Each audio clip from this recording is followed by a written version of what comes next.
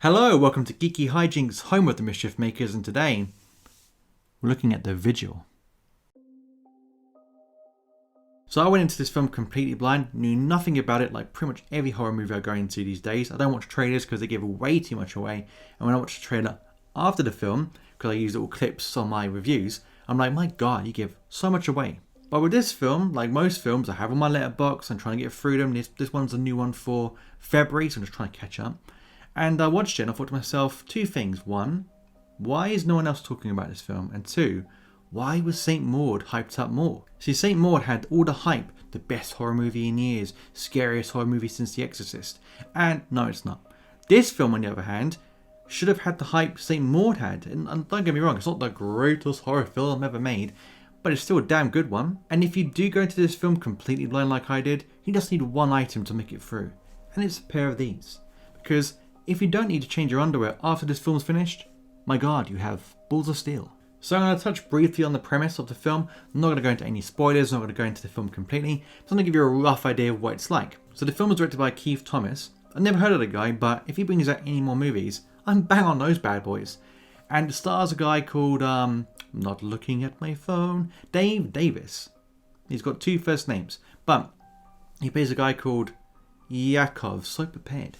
He plays a guy called Yakov, and essentially he's a guy that's got a bit of a troubled past. You can tell something's wrong with him. You first meet him with a group of friends and they're talking about each other's lives, but out of the bunch, he seems like very unconfident and very unsure of himself. And one girl kind of takes a fancy to him, but he's very nervous with girls, and he even goes on his phone to look up how to talk to women. So as Yakov leaves his friend's house, he comes across one of his friends from his past. He's not really explained, but obviously knows him, and he's like, look, come to this house, look after this body for the night, guard it. It's called a shoma. I'm really sorry if I'm butchering it, but essentially just got to look after this body for the night until the people from the morgue come and take it away.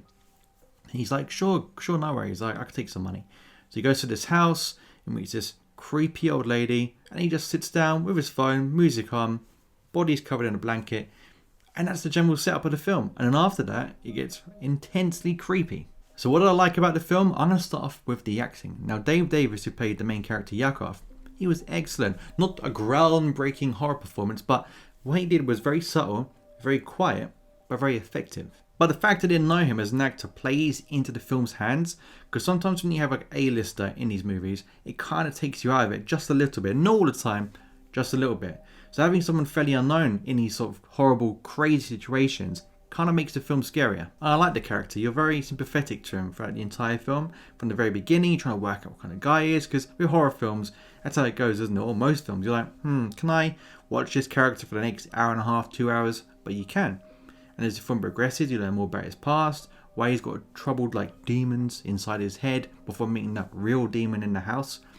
And you really wanted to get out of the situation and also grow as a character. And you do see some growth, which I really liked. So he starts off as a meek character, very shy, not good with girls, not good with talking to people. And as the film goes on, he has to face his inner demons as well as this demon. He grows stronger, and I like that. And the mood, the atmosphere, and the lighting add so much weight to this movie. Now I'm not one of those cinematography was awful kind of guys and the lighting was amazing. I'm not that kind of guy. I can respect the effort that goes into making things well lit and how the shots are made, but it's not what I look for in a movie. But sometimes when it's like, then you're gonna be like, God, you couldn't see anything. Like in Shook with the fast editing. Oh, Shook, he'll haunt my dreams for days. All of these combined make such an effective experience. I literally felt like I was in Yakov's shoes. Like I was sat in that chair the entire time trying to work out what was going on. And the film doesn't give loads away. You kind of get the setup early on, but it's not fully explained. You're sort of piecing it together. And as you're piecing it together, you try not to crap yourself. And the music helps as well, and yeah, there's some jump scare moments, but I think they're earned, because they're not fake jump scare like, oh, it's a cat. Now this is what I call a proper horror, like a really good horror movie. And this Keith Thomas dude that made it, I can't wait to see what else he does, because this is probably one of the better horror movies I've seen in a long time. I'd say it's got a mix of, it feels like The Witch a little bit, The Witch and Hereditary-ish, not the family element, but you know what I mean? It's got like sort of demon background, but it has that witch feel to it, very like realistic and grounded, which I liked. But in horror films, there's certain things I don't like, and this film just wanted to put all of them in there. So old ladies in horror films scared the crap out of me. I don't know why, but when I watched Paranormal Activity 3, at the very end of all those old ladies, I had nightmares for days. I don't know what it is. And this lady is creepy as crap, and she has some of the creepiest scenes in the entire film. Other things I don't like in horror films, when nails break. I know when these scenes are coming, when it's a close-up of a finger, and it's too much like attention to the nail, I'm just like, ah! I can watch Saw and see someone's rib cages being torn to pieces. I can see Hostel. I can see the worst crap going. But you show me a nail break, oh god. Just thinking about it now makes me feel sick. And creepy paintings. Now, dolls. If there was a doll in this film, I would have literally just had to finish myself off. But not in that way. I would have literally abandoned the film. That's what I meant. I would have abandoned ship, jumped. I would have been like, no, I'm done with this film. Can't have dolls in here as well. Greedy horror film. But the paintings. Like, if you were a grandchild to these people, and you went around their house, and you were staying the night, and you came down to get some water, and you looked and saw these paintings in the dark, if you didn't die on the spot, then you're just a true champion. Because me, when he was sitting down in his chair, Yakov, there's this picture behind him, and the whole time he's just on the chair, I'm looking at this picture thinking, something's going to happen, it's going to move. So that picture's creepy.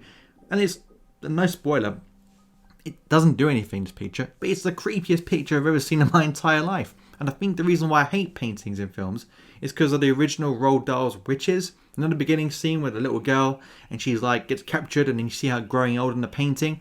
As a kid, that was terrifying to me, and I think I've carried it over as I've gotten older. And this is a slow burn horror as well. It's not like too fast, it's not too slow, it's just right. I sound like I'm telling the story of the Three Bears. It goes at a good pace, it doesn't give you too much too soon, like I said, it builds up the mood. It sets the atmosphere. It gets you literally sat in your seat, just like Yakov, ready for whatever's going to happen to him. And when things do start happening, my goodness, you appreciate the quiet moments in horror films. Like, does everyone do that when you watch a horror film that you've seen a few times and you know what's happening? So you just sort of enjoy the quiet, peaceful, nice moments before all goes wrong. And also like the demon and how it looked, and it scared the shit out of me. I'm not going to lie to you.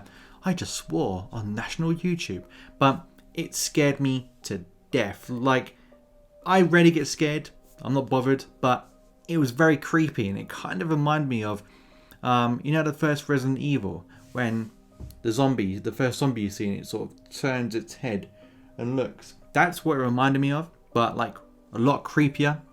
And throughout the entire film, I was like, I don't want to see that demon again. Please don't show me that demon again. So finally, I have a film. I know I have a few, but some horror films where you see the thing that's meant to be scaring everyone. Take the film Mama or Lights Out. As soon as you see it, and it's like a CG thing, like a computer-generated monster or witch or ghost or demon, you're just not scared anymore because you know it's not real. But with a film like this, they might use special effects, like real effects and computer effects, because of the lighting and the shadows in the dark. They get away with it better, and as a result, I end up liking this demon quite a lot, even though it scared me to death. And I like the ending. I'm not going to tell you what it is, whether it's a good ending or a bad ending. I just like the ending. I like you feel good when the film finishes, or do you feel bad when the film finishes? Because me, sometimes I like bad endings and sometimes I like good endings, but with this one, I liked it. And one thing I need to mention about this film is there's one scene in particular, and this is how I knew I was watching a great horror film, because it got me so invested and so into the character and the story that there's a scene that I'm not going to mention when it comes up, but when it happened, I felt so cold, the hairs went up on the back of my neck, and my eyes started to water. You know when you watch a horror film and you're literally reacting the same way as the main character, but in your own safety of your own home. And I was sitting there with this laptop on my lap, because I literally had the laptop like on my lap, watching the film like this with headphones on. Terrible mistake with this movie. But I was like this, and I could feel me getting terrified. I could feel my eyes watering, because the scene was so effective and so well done. And when the thing happened, I literally went, ah! But inside, I literally shook like laptop. I like my laptop. It's a nice laptop. And I almost like destroyed it because I almost threw it out of my lap because of this one scene. Such an effective scene, such a good horror movie. Now onto the things I didn't like, and as always, nitpicky with a film I really enjoyed. The film, though I enjoyed the ending, it kind of resolved too quickly. I just felt like there was no stakes towards the end, and it did go a bit like, I thought it was going to go balls to the walls crazy, which I didn't like. I was like, no, stay small, contained, keep it simple, like tricks in the dark, shadows. Would I just see something? Keep it like that, because that's where the scares are. And I said it before in my Queen of Black Magic review, that it's not what you see, it's what you think you see that's more scary in horrors. So towards the end I was thinking, oh no, they're going to go too crazy, but they don't. They kind of bring it in. Has a Nightmare on Elm Street feel to it. And if you see the film, you know exactly what I mean. The first Nightmare on Elm Street, the original, you know what I mean. But I was glad it was just a short sequence. But again, I would have liked more of a meatier ending, but I was still happy with what I got. The other thing I didn't like was the nail breaking scene. Why? Like literally, I'm not lying to you, my hands are under the table and I'm literally playing with my nail when I'm talking about nails breaking, because I just don't like it. And for some reason, horror films are obsessed with using this scene over and over again because they know how horrific it is. I think one of the most horrific things I've seen in a film lately was Gerard's Game, with the wrist scene and the handcuffs.